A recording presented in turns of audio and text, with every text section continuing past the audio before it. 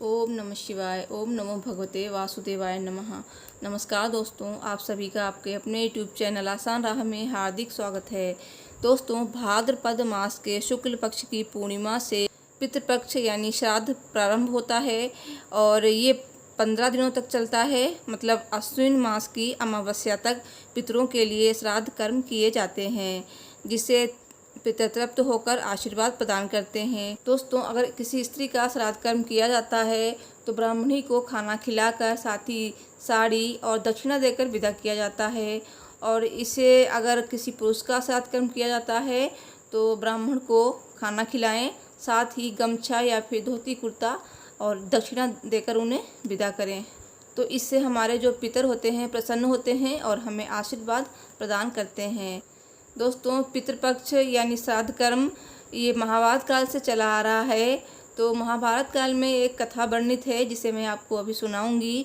दोस्तों, कथा सुनने से पहले कमेंट में ओम नमो भगवते वासुदेवाय नमः अवश्य लिख दीजिए। साथ ही मेरे वीडियो को लाइक कर दीजिए और मेरे चैनल को ज़रूर सब्सक्राइब कर लीजिए। तो दोस्तों, चलिए आपको सुनाते हैं पितृपक्ष की कथा। कथा सुनने से हमारे पितर प्रसन्न होते हैं। तो कथा इस प्रकार है। महाभारत के दौरान कर्ण की मृत्यु हो जाने के बाद जब उनकी आत्मा स्वर्ग में पहुंची तो उन्हें बहुत सारा सोना और गहने दिए गए। कर्ण की आत्मा को कुछ समझ ही नहीं आया। वो तो आहार तलाश रहे थे। उन्होंने देवता इंद्र से पूछा कि उन्हें भोजन की जगह सोना क्यों दिया गया है। तब देवता इंद्र ने कर्ण को बताया कि उसने अपने जीवित रहते हुए पूरा जीवन सोना दान किया, लेकिन श्राद्ध के दौरान अपने पूर्वजों को कभी भी खाना दान नहीं किया। तब कर्ण ने इंद्र से कहा, उन्हें ये ज्ञात नहीं था कि उनके पूर्वज कौन थे और इसी वजह से वो कभी उन्हें कुछ दान नहीं कर सके। इस सब के बाद कर्ण को उनकी गलती सुधारने का मौका दिया गया और 16 दिन के लिए पृथ्वी पर वापस भेजा गया, जहां उन्होंने अपने पूर्वजों को याद करते हुए उनका श्राद्ध कर उन्हें आहार दान किया, तर्पण किया। इन्हीं 16 दिनों की अवधि को पितृपक्ष कहा गया है। तभी से पितृपक्ष की प्रथा शुरू हुई। एक प्राचीन कथा के अनुसार जोगे तथा भोगे 2 भाई थे। दोनों अलग अलग रहते थे। जोगे धनी था और भोगे निर्धन। दोनों में परस्पर बड़ा प्रेम था। जोगे की पत्नी को धन का अभिमान था, किंतु भोगे की पत्नी बड़ी सरल हृदय की थी। पितृपक्ष आने पर जोगे की पत्नी ने उससे पितरों का श्राद्ध करने के लिए कहा, तो जोगे इसे व्यर्थ का कार्य समझकर टालने की चेष्टा करने लगा। किंतु उसकी पत्नी समझती थी कि यदि ऐसा नहीं करेंगे तो लोग बातें बनाएंगे। फिर उसे अपने मायके वालों को दावत पर बुलाने और अपनी शान दिखाने का ये उचित अवसर लगा। अतः वो बोली, आप शायद मेरी परेशानी की वजह से ऐसा कह रहे हैं, किंतु इसमें मुझे कोई परेशानी नहीं होगी। मैं भोगे की पत्नी को बुला लूँगी, दोनों मिलकर सारा काम कर लेंगे। फिर उसने जोगे को अपने पीहर न्योता देने के लिए भेज दिया। दूसरे दिन उसके बुलाने पर भोगे की पत्नी सुबह सवेरे आकर काम में जुट गई। उसने रसोई तैयार की, अनेक पकवान बनाए, फिर सभी काम निपटाकर अपने घर आ गई। आखिर उसे भी तो पितरों का श्राद्ध तर्पण करना था। इस अवसर पर न जोगे की पत्नी ने उसे रोका और न वो रुकी। शीघ्र ही दोपहर को गई। पितर भूमि पर उतरे। जोगे भोगे के पितर पहले जोगे के यहाँ गए तो क्या देखते हैं कि उसके ससुराल वाले वहाँ भोजन पर जुटे हुए हैं। निराश होकर वे भोगे के यहाँ चले गए। वहाँ क्या था, मात्र पितरों के नाम पर अगियारी दे दी गई थी। पितरों ने उसकी राख चाटी और भूखे ही नदी के तट पर जा पहुँचे। थोड़ी देर में सारे पितर इकट्ठे हो गए और अपने अपने यहाँ के श्राद्धों की बड़ाई करने लगे। जोगे भोगे के पितर ने भी अपनी आप बीती सुनाई। फिर वे सोचने लगे, अगर भोगे समर्थ होता तो शायद उन्हें भूखा न रहना पड़ता, मगर भोगे के घर में तो 2 जून की रोटी भी खाने को नहीं थी। यही सब सोचकर उन्हें भोगे पर दया आ गई। अचानक वे नाच नाच कर गाने लगे, भोगे के घर धन हो जाए, भोगे के घर धन हो जाए। सांझ होने को हुई। भोगे के बच्चों को कुछ भी खाने को नहीं मिला था। उन्होंने माँ से कहा, भूख लगी है। तब उन्हें टालने की गरज से भोगे की पत्नी ने कहा, जाओ, आंगन में हौदी औंधी रखी है, उसे जाकर खोल लो और जो कुछ मिले बांट कर खा लेना। बच्चे वहाँ पहुँचे तो क्या देखते हैं कि हौदी मोहरों से भरी पड़ी है। वे दौड़े दौड़े माँ के पास पहुँचे और उसे सारी बातें बताईं।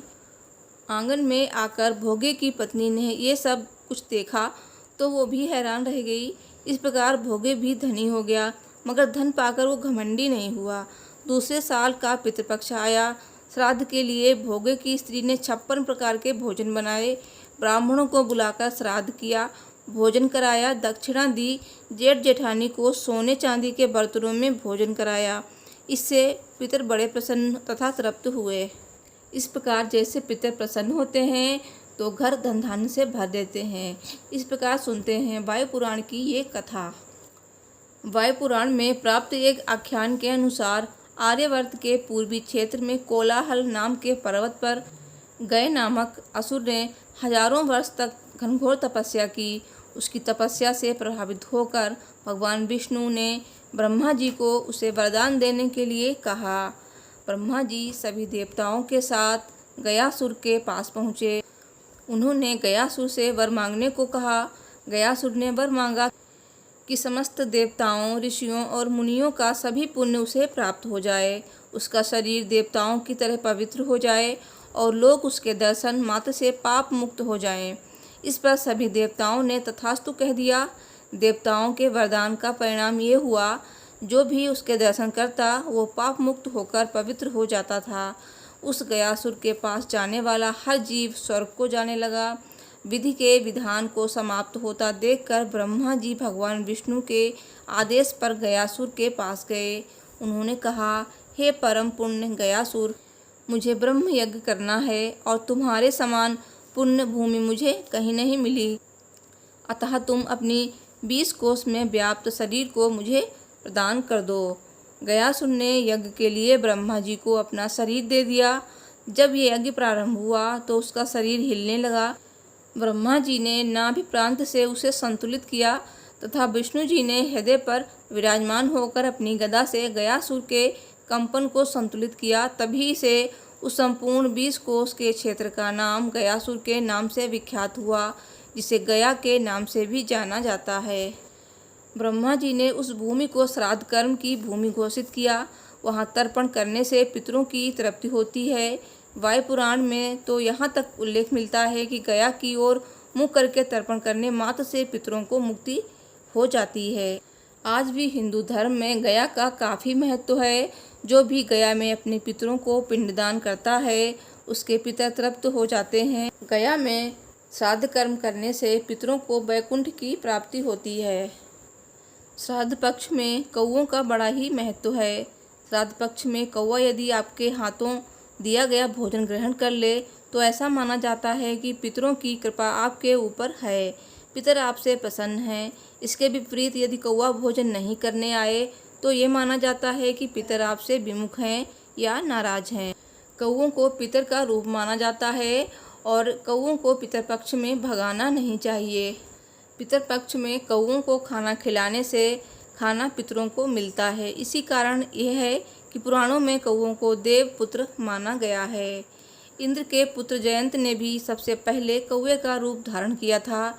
ये कथा त्रेता युग की है, जब भगवान श्री राम ने अवतार लिया और जयंत ने कौवे का रूप धारण कर माता सीता के पैर में चोंच मारी थी। तब भगवान श्री राम ने तिनके का बाण चलाकर जयंत की आंख फोड़ दी थी। जब उसने अपने किए की माफ़ी मांगी तब राम जी ने उसे यह वरदान दिया कि तुम्हें अर्पित किया गया भोजन पितरों को मिलेगा। तभी से श्राद्ध में कौओं को भोजन कराने की परंपरा चली आ रही है। यही कारण है कि श्राद्ध पक्ष में कौओं को ही पहले भोजन कराया जाता है। श्राद्ध पक्ष पितरों को प्रसन्न करने का एक उत्सव है। ये वो अवसर होता है जब हम खीर, पूड़ी आदि पकवान बनाकर उसका भोग अपने पितरों को अर्पित करते हैं। इससे तृप्त होकर पितर हमें आशीर्वाद देते हैं। और श्राद्ध पक्ष में जो भी पितरों को अतृप्त करता है, मतलब पितरों के निमित्त कुछ नहीं करता है, उससे पितर नाराज होते हैं। इसलिए श्राद्ध पक्ष में पितरों के निमित्त कुछ ना कुछ अवश्य करना चाहिए, श्राद्ध कर्म करना चाहिए। दोस्तों, अगर आपको मेरी वीडियो पसंद आई है तो प्लीज़ वीडियो को लाइक शेयर कीजिए, और अगर अभी तक आपने मेरे चैनल को सब्सक्राइब नहीं किया है तो प्लीज़ सब्सक्राइब कीजिए, साथ ही बेल को ज़रूर दबाएँ। दोस्तों मिलती हूँ नेक्स्ट वीडियो में। Thanks for watching. हर हर महादेव, जय माता दी।